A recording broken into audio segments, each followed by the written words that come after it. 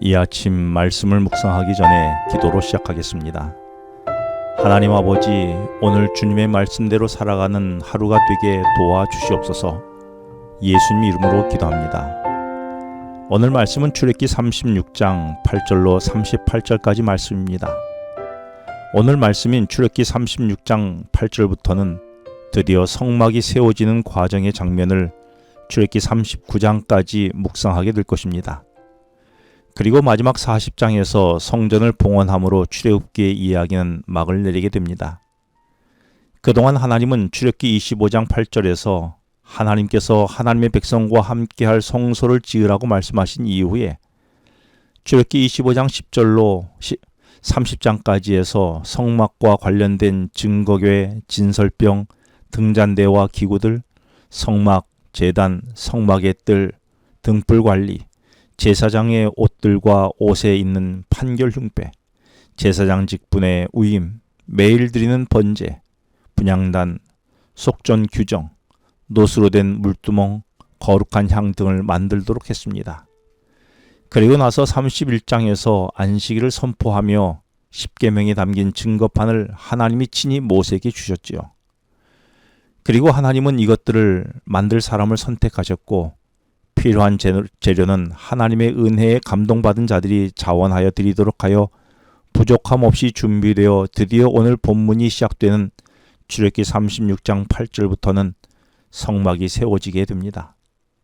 오늘 본문의 성막 건축은 8절에서 가늘게 꼰 배실과 청색, 자색, 홍색 실로 그룹들을 무늬 놓아 짜고 성막 덮는 휘장은 염소털과 붉은 물 들인 숫양의 가죽으로 막의 덮개를 만들고 해달의 가죽으로 성막 위를 덮는 덮개를 제작하는 모습을 기록하고 있습니다.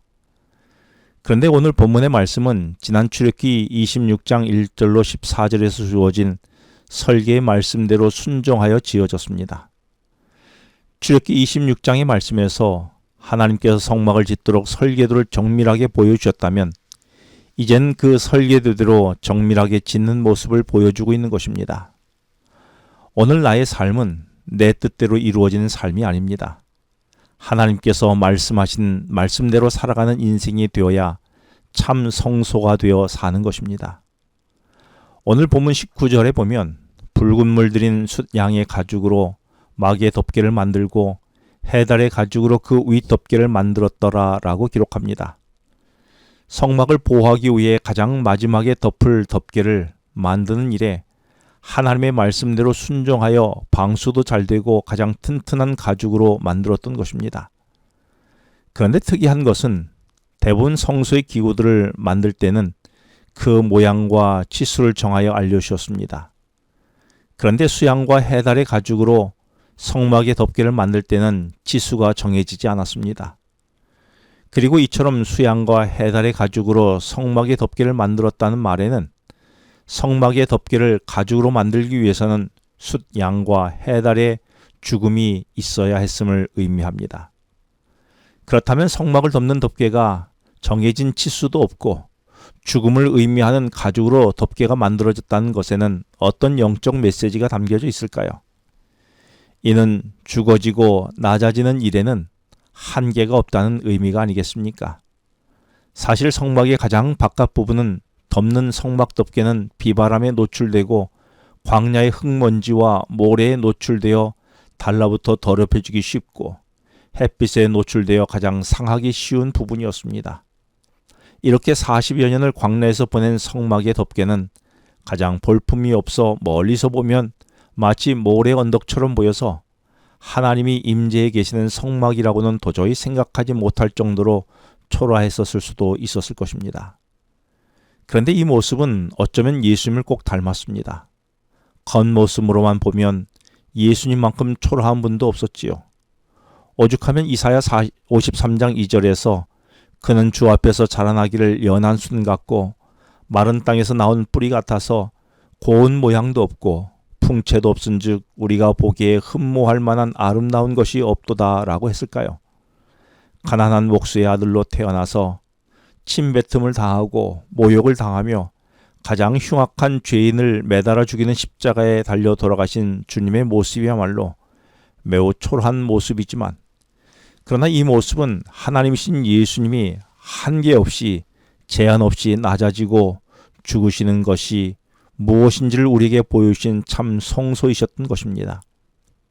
겉모습으로 판단한 사람들은 이런 예수님을 보고 무시했었습니다. 그러나 죽기까지 우리를 사랑하신 예수님의 그 사랑 안으로 들어가 보면 그 안에는 밝은 빛이 비춰지는 금촛대가 있고, 넉넉하게 배불리게 하는 진설병에 떡상이 차려져 있고, 하나님께 올려드리는 중보의 향연이 있어서 초라해 보이는 덮개 안에는 너무나 소중한 생명이 있었던 것입니다.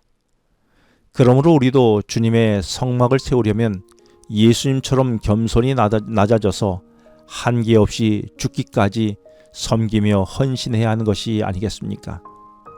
한 알의 밀은 땅에 떨어져 죽어지고 썩어질 때에 많은 열매를 맺고 풍성하게 됩니다.